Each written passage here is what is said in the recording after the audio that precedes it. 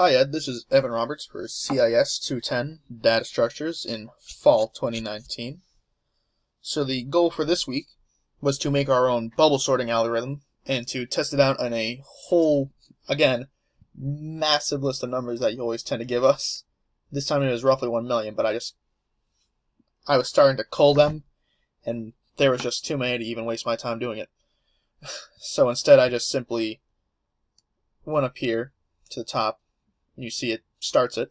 If we go ahead and jump to line 10,000, we just cut it off there and make the rest of pretty much comment it out as a string so it doesn't get read through.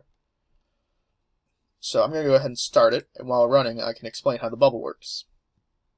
So it has a target, which is, just whatever array you want. So we're going to take the length of the target, and for I in the range of the whole thing, if k in the range of 0 to n minus my minus 1. If the target k is greater than target k plus 1, so essentially, if the number is larger than the number just next to it, you switch the two. And again, it goes through for all the things. You can see right down here it finally ended. You get 2270343, 2270607, blah blah blah. You can see it's all actually sorted.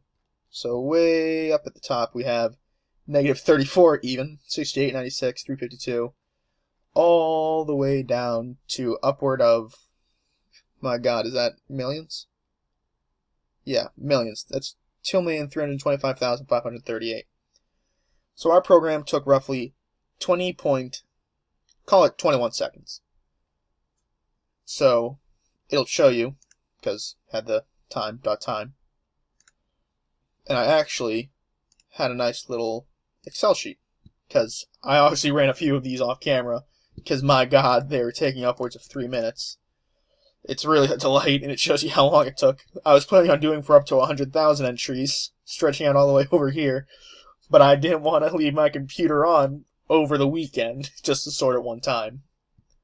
So that's how it works, and I think it works well. That's not what I want to pop up. There we go.